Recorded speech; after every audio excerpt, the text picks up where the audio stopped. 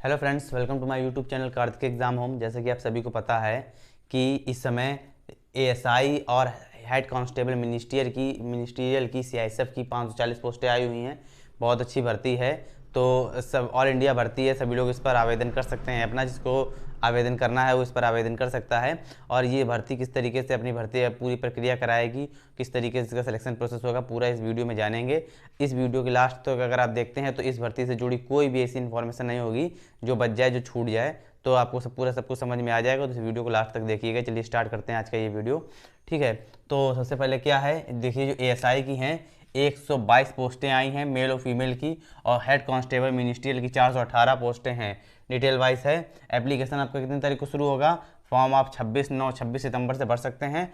और कहते हैं 25/10 तक आप ये फॉर्म भर सकते हैं, 25 अक्टूबर तक। फीस जनरल कैटेगरी के लिए, ओबीसी के लिए और ईडब्ल्यूएस के लिए 100 रुपये रखी गई है। एससी एसटी फीमेल और एक्स सर्विसमैन के लिए 1 भी रुपये नहीं है। इसके बाद एज आपकी कौन से कितनी होनी चाहिए, 18 से 25 के बीच में होनी चाहिए।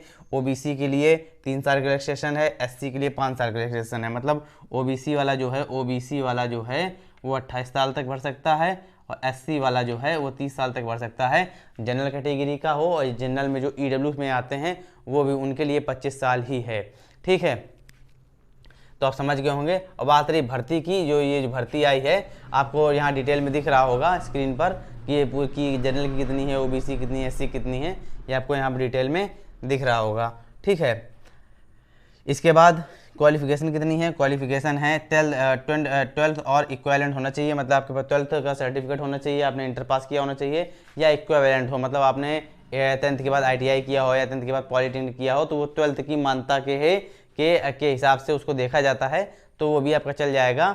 ठीक है, तो आपको 12th होना चाहिए या उसके इक्विवेलेंट होना चाहिए, उसके समकक्ष होना चाहिए। इसके बाद क्या होना चाहिए आपके पास, इसके बाद जो एएसआई के लिए है, देखिए ये जो पोस्ट है ये एएसआई स्टेनो की है, एक तरीके से स्टेनो की पोस्ट है। स्टेनो शायद मैं लिखना भूल गया हूँ, यहाँ पर एएसआई स्टेनो उसमें दिया भी नहीं गया है, ये स्टेनो की पोस्ट है। ठीक है, ये स्टेनो की है, ये जो पोस्ट है पूरी स्टेनो की है आपकी, तो समझ लीजिएगा। तो स्टेनो में क्या होता है आपका, स्टेनो में आपको एक डिक्टेशन बोली जाती है, जिस तरीके का एक सुलेख होता है हिंदी का, उस एक तरीके से बोला जाता है। वो किसी भी विषय पर हो सकता है, राजनीति पर हो सकता है, शिक्षा पर हो सकता है, स्वास्थ्य पर हो सकता है, या किसी खेल जगत के ऊपर हो सकता है, या मिक्स भी हो सकता है। इस तरीके का एक सुलेख बोला जाएगा 10 मिनट का, 80 की स्पीड से बोला जाएगा, 80 वर्ड प्रति मिनट की स्पीड से बोला जाएगा। मतलब 800 वर्ड आपके बोले जाएंगे, समझ रहे हैं ना। 80 वर्ड प्रति मिनट की स्पीड से बोला जाएगा, 10 मिनट तक बोला जाएगा तो 800 वर्ड बोले जाएंगे। ठीक है, आपको उसको स्टेनो मतलब अपने आंसू लिपि की वाली भाषा में लिखना है उसको कॉपी में, और इसके बाद उसी आंसू लिपि वाली भाषा को देखकर अपने कंप्यूटर मॉनिटर पर टाइप करना है। ठीक है, आपको सिस्टम दिया जाएगा, उसी पर टाइप करना है। टाइप करने के लिए टाइमिंग दी गई है। अगर आप इंग्लिश में बुलवाते हैं, जो पैराग्राफ आपको बोला जाएगा, जो डिक्टेशन बोली जाएगी, अगर आप इंग्लिश से स्टेनो आप सीखे हुए हैं, इंग्लिश में बुलवाते हैं, तो टाइप करने के लिए आपको दिए जाएंगे 50 मिनट। 50 मिनट आपको टाइप करने के लिए दिए जाएंगे। वहीं पर अगर आपको हिंदी में टाइप करना है, तो अगर हिंदी में डिक्टेशन बुलवाते हैं उसमें टाइप करना है, तो आपको 65 मिनट दिए जाएंगे। ठीक है, आपको इतनी बात समझ में आ गई होगी। 50 मिनट के लिए इंग्लिश की अगर स्टेनो लिखते हो तो 50 मिनट के लिए, और इंग्लिश की स्टेनो लिखते हो तो क्या कहते हैं 65 मिनट के लिए टाइम मिलेगा आपको। इसके बाद एससीएम की बात कर लेते हैं। ये देखिए एक तरीके की सिर्फ टाइपिंग वाली पोस्ट है, स्टेनो की पोस्ट नहीं है। एससीएम की जो पोस्ट है ये स्टेनो की पोस्ट नहीं, टाइपिंग वाली पोस्ट है। इस पर क्या है, आपको दोनों ऑप्शन है आपके पास, हिंदी में टाइपिंग करना चाहते हैं कि इंग्लिश में टाइपिंग करना चाहते हैं। ठीक है ना, अगर आप इंग्लिश में टाइपिंग करते हैं तो आपको 35 की स्पीड चाहिए होगी, और आप 35 की स्पीड चाहिए होगी, मैं फिर से लिख देता हूँ। ठीक है, और आप अगर इंग्लिश में टाइपिंग करते हैं तो आपको 30 की स्पीड चाहिए होगी। ठीक है, अच्छा ये 30 की स्पीड चाहिए होगी का मतलब क्या है, ये जो आपको ये लिखा हुआ 10,500 kDPH, 9,000 kDPH, ये जो kDPH है ये क्या है, kDPH आप कंफ्यूज हो रहे हो, kDPH क्या है। देखिए kDPH का मतलब होता है की डिप्रेशन पर हावर। मतलब आपको जो क्या कहते हैं, जब आप मॉनिटर पे टाइप करोगे ना, तो आपको 35 की स्पीड के हिसाब से काउंट नहीं किया जाएगा, 35 की स्पीड के हिसाब से काउंट नहीं किया जाएगा, वो आपका ये 10,500 kdph के हिसाब से काउंट किया जाएगा। मतलब आपका 1 घंटे में 10,500 बार की दबनी चाहिए, 10,500 बार की दबनी चाहिए। उसी हिसाब से आपकी 10 मिनट की, जितने मिनट की आपकी टाइपिंग कराई जाएगी, 10 या 15 मिनट की टाइपिंग कराई जाएगी, उसी स्पीड से आपकी कराई जाएगी। मतलब 1 घंटे में 10,500, तो 15 मिनट में कितने होने चाहिए या 10 मिनट में कितने होने चाहिए, इतने बार आपका की स्ट्रोक होना चाहिए, इतने बार आपको की उस कीबोर्ड पर दबानी है। उसी का मतलब होता है kdph, मतलब की डिप्रेशन पर हावर। 1 घंटे में आप कितनी बार कीबोर्ड पर की दबाते हो, उसी को बोलते हैं kdph। मतलब आपको चाहिए कितना, 10,500 kdph चाहिए इंग्लिश के लिए और 9,000 kdph चाहिए आपको हिंदी के लिए। तो आप समझ गए होंगे kdph क्या है। इसके बाद आप क्या कहते हैं, अलग अलग जगह से आवेदन कर सकते हैं, नहीं कर सकते हैं। अगर आप ऐसा करते हैं तो आपका एक भी आवेदन मान्य नहीं होगा, वो भी आपका आवेदन रिजेक्ट हो जाएगा। आप सिर्फ एक ही जगह से आवेदन कर सकते हैं, एक ही बार आवेदन कर सकते हैं, ठीक है। इसके बाद एज कितनी होनी चाहिए, तो देखिए हमने आपको पहले बता तो दिया है, 18 से 25 के बीच में होनी चाहिए। ये जनरल कैटेगरी वालों के लिए लिखा हुआ है, वैसे जो ओबीसी वाले हैं और एससी वाले हैं अपना 3 साल को 5 साल का रजिस्ट्रेशन लगा के जोड़ सकते हैं।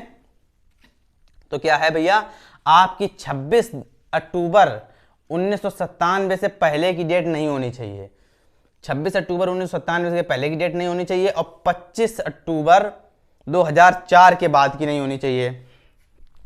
25 अक्टूबर 2004 के बाद होंगे मतलब 18 साल से कम हो जाएंगे, ठीक है।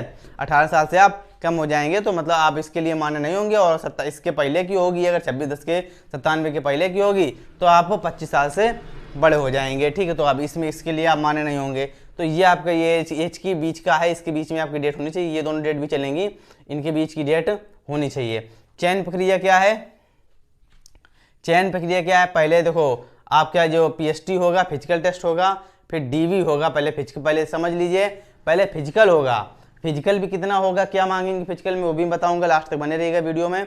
पहले फिजिकल होगा, फिर आपका डीवी टेस्ट होगा, डॉक्यूमेंट वेरिफिकेशन होगा। पहले ही डॉक्यूमेंट वेरिफिकेशन इसमें हो जाता है और इसमें समय भी अच्छा खासा दे दिया जाता है। अगर आपके डॉक्यूमेंट में हाई स्कूल एंट्री की मार्कशीट में आपका नाम गड़बड़ है या कोई भी प्रॉब्लम है, कैसी भी प्रॉब्लम है आपकी मार्कशीट में, तो आपको टाइम भी अच्छा खासा मिल जाता है। आपका रिटर्न टेस्ट होगा, उसके बाद फिर से आपका एक बार डीवी हो जाता है, री डॉक्यूमेंट वेरिफिकेशन हो जाता है। उसमें आप तब तक आप सही करा के उसको दे सकते हैं, आपको टाइम भी अच्छा खासा मिल जाता है। तो आप इससे बाहर नहीं होंगे। अगर आपका हाई स्कूल इंटर में कोई प्रॉब्लम है तो आपको समय जरूर दे दिया जाएगा, अगर आप लीगल प्रॉब्लम है अगर आपके पास, ठीक है ना। और आपकी मार्कशीट है फर्जी है तो आप बाहर हो ही जाएंगे, ठीक है ना। अगर आपके पास कोई लीगल प्रॉब्लम है, आपके थोड़ा बहुत मिस्टेक है या कभी कभी नंबर मार्कशीट से छूटने लगते हैं, अगर ऐसा किसी के पास कोई प्रॉब्लम है, थोड़ी मार्कशीट फट गई है, ऐसे जो भी चीज़ें हैं, जो छोटी छोटी प्रॉब्लम होती हैं मार्कशीट पर, वो सही कराने का आपको मौका पूरा दे दिया जाता है। ऐसा कई बार हुआ है, मेरे कुछ दो जो क्या कहते हैं, मैंने भी ये पेपर दिया है, ऐसा मेरे साथ भी हुआ है। अच्छा खासा टाइम इसमें मिल जाता है आपको डॉक्यूमेंट्स सही कराने का, ठीक है। इसके बाद आपका रिटर्न टेस्ट होगा, इसके बाद आपका स्किल टेस्ट होगा। स्किल टेस्ट में यही जो मैंने आपको बताया, जो एससीएम वाले हैं, हेड कांस्टेबल मिनिस्टीरियल वाले हैं, वो भी टाइपिंग देंगे, और इसके बाद जो स्टेनो वाले हैं वो स्टेनो वाला देंगे, डिक्टेशन वाला, ठीक है। चयन प्रक्रिया क्या है पहले बता दिया है। इसके बाद रिटर्न होगा, रिटर्न कैसे होगा ये भी जान लेते हैं। रिटर्न एग्जाम में 25 क्वेश्चन रीजनिंग के आएंगे, 25 अर्थमेटिक के आएंगे, अर्थमेटिक मतलब मैथ के आएंगे, 25 की जीके आएगी, जीके या जीएस लिख लेते हैं, या जीके नहीं लिखेंगे या जीएस लिखेंगे, जनरल स्टडी, ठीक है, जनरल स्टडी लिखेंगे, जीएस लिखेंगे, ठीक है। इसके बाद हिंदी और इंग्लिश में आपके पास ऑप्शन है, 25 क्वेश्चन आप चाहो तो हिंदी कर सकते हो, 25 क्वेश्चन आप चाहो तो इंग्लिश के कर सकते हो। पेपर आपका ऑनलाइन मोड होगा, ठीक है, ऑनलाइन मोड होगा, ऑफलाइन मोड नहीं होगा। आपको सिस्टम पे बैठ के एग्जाम अपना देना है, ठीक है ना, ठीक है, समझ में आपको आ गया होगा, ठीक है। और इसके बाद क्या कहते हैं, समय कितना मिलेगा, 2 घंटे मिलेगा। नेगेटिव 1/4 रहती है, 1/4 की नेगेटिव मार्किंग रहेगी। 4 क्वेश्चन गलत करते हैं तो आपका 1 नंबर पूरा गड़बड़ हो जाएगा, ठीक है ना। तो आप समझ लीजिएगा, इसमें 1/4 की नेगेटिव मार्किंग भी है।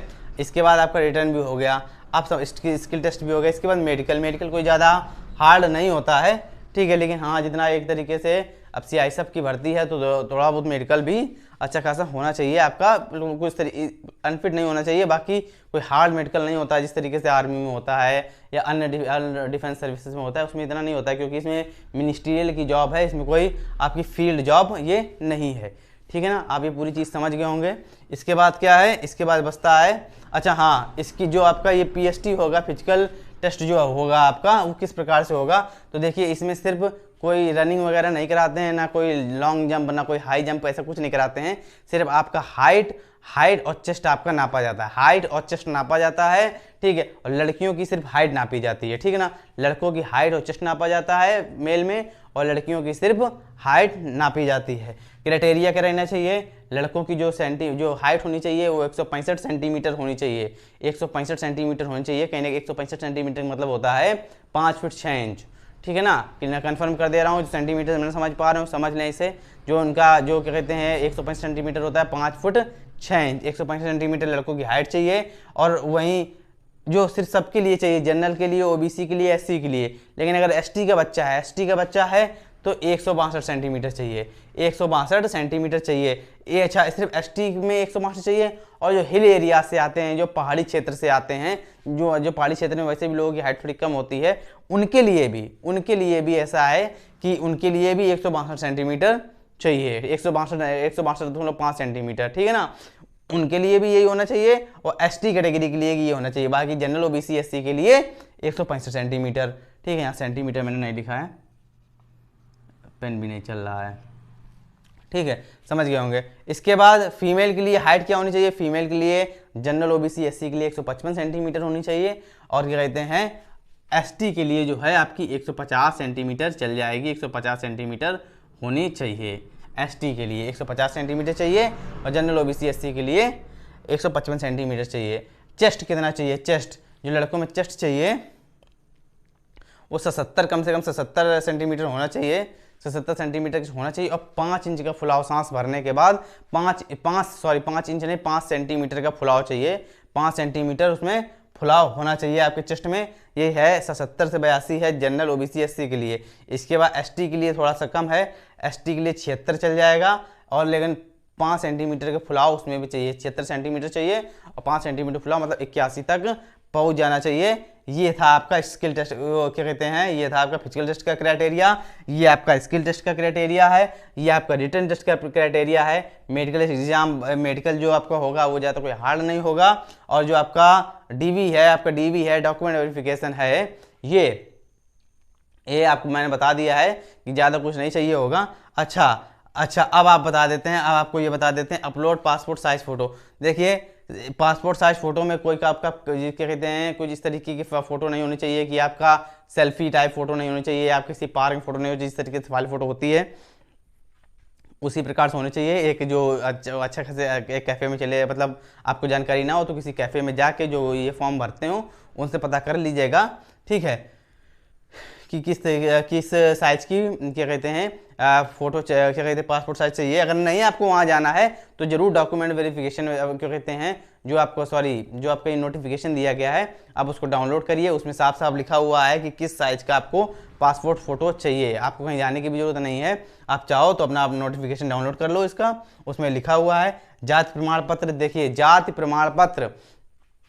अभी मैंने इसमें पढ़ा था नोटिफिकेशन में, अभी मैंने इसके बाद जब मैंने वीडियो बनाने से पहले मैंने पूरा नोटिफिकेशन पढ़ा, उसमें मैंने देखा सबका जाति प्रमाण पत्र तो चल जाएगा, लेकिन जो ओबीसी का जाति प्रमाण पत्र है, ओबीसी का जाति प्रमाण समझ लीजिए, ओबीसी का जाति प्रमाण पत्र जो है वो 3 साल से कम ज़्यादा पुराना नहीं होना चाहिए, 3 साल से ज़्यादा पुराना नहीं होना चाहिए। मतलब आपका जब ये आवेदन आया है, आपका आवेदन जब ये आया है 26/9/2022 से, तो ये 26/9/2019 के पहले का आपका ओबीसी का सर्टिफिकेट नहीं होना चाहिए, वो आपका मान्य नहीं होगा। जिस दिन आप जाओगे उसी दिन आप बाहर भगा दिए जाओगे, आपको वहाँ से आउट कर दिया जाएगा, कोई भर्ती का वो नहीं रह जाएगा, ठीक है ना। तो आपको ये भी बता दिया और जाति प्रमाण पत्र का भी बता दिया। बाकी एससी के लिए कोई दिक्कत नहीं है। और अगर जो ईडब्ल्यूएस वाले हैं, एससी वाले भी अपना नया बनवा ले, ज़्यादा अच्छा है। जो ईडब्ल्यूएस वाले हैं वो अपना अप्रैल के बाद का ही लेके जाएं तो भी ज़्यादा अच्छा है, क्योंकि जो नई भर्तियां आ रही हैं उसमें अप्रैल से मांगा गया है। इसमें पता नहीं, इसमें शायद ऐसा कुछ दिया नहीं है ईडब्ल्यूएस के लिए, लेकिन ऐसा है कि आपका पुराना भी है तो भी आप ले जाइए। अभी ईडब्ल्यूएस के बनने को सिस्टम लागू कोई बहुत ज़्यादा दिन नहीं हुए, तो आपके पास ज़्यादा पुराना होएगा ही नहीं, ठीक है। तो आपके पास अगर अप्रैल के बाद का है तो ज़्यादा अच्छी बात है, ठीक है। बाकी केडीपीएच आपको बता ही दिया है, ठीक है। अब आप एक बार फिर से इसको समझ लीजिए, ओबीसी का जाति प्रमाण पत्र 3 साल से ज़्यादा पुराना ना हो, ठीक है। अपलोड साइज फ़ोटो आप नोटिफिकेशन में देखिए, उसमें कितना साइज दिया गया है, उसमें क्या कहते हैं उसको आप क्या कहते हैं देखिए, और उसमें उतना ही साइज का फ़ोटो आप अपलोड कीजिए, ठीक है। कभी कभी अगर आप फोटो अपलोड सही नहीं करेंगे तो आपका एडमिट कार्ड ही नहीं आएगा। अच्छा, एक बात और बता दें, डीवी और पीएसटी मतलब फिजिकल टेस्ट और डॉक्यूमेंट वेरिफिकेशन टेस्ट एक ही दिन होगा। ठीक है, पहले आपका डीवी होगा, फिर पहले आपका हाइट वगैरह नापी जाएगी, जो अभी आपका फिजिकल क्राइटेरिया बताया। स्किल टेस्ट मैंने यहाँ गलत लिख दिया है, यहाँ पीएसटी होना चाहिए, यहाँ पीएसटी होना चाहिए, फिजिकल टेस्ट पीएसटी।